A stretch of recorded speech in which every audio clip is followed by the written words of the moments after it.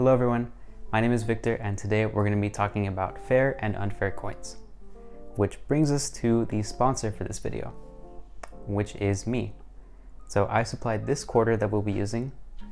Since it is issued by the US government, it is considered a fair coin, meaning that there is about a 50% chance of getting heads and a 50% chance of getting tails. This came out of my own wallet, so I am the sponsor.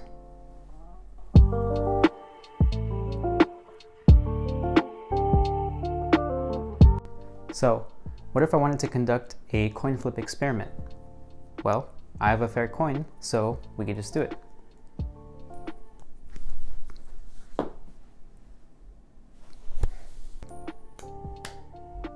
got heads. I got heads again.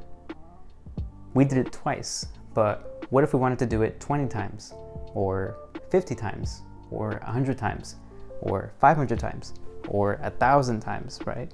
It might take a while to do that, but luckily we have computers to help us out. So here I have a graph of maybe what might happen if we, let's say, try to flip the coin 300 times. Well, if we look at the probability of getting heads, then maybe at first it might be a little bit high. Let's say we get 9 heads and then 1 tails in the first 10 attempts. But as we keep adding points, the probability is actually going to trend toward this 0.5 line, which is in accordance with the fact that we started with a fair coin. Now let's switch our attention over to the applet. As you can see, it starts off with a probability of heads of 0.5, which means that the probability of tails is also 0.5. And the number of tosses is what you can change, and this is the number of tosses that the simulation does at a time, I believe. So to start off slow, I'll go with 1 toss.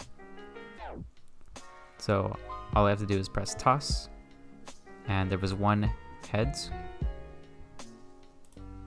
And I can do it again. Oh, I got 2 heads.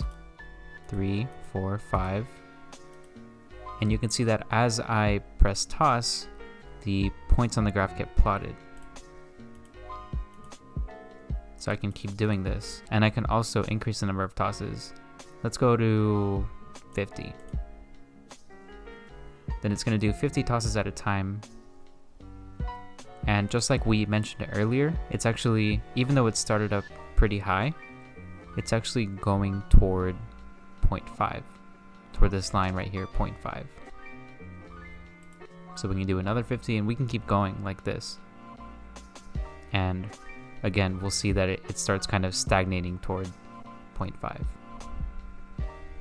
And then if I wanted to clear everything up, oh, actually one more thing I wanted to mention, you can show the probability line, and look, the difference at first was big, but as we keep doing the tosses, it gets closer and closer to this true probability line.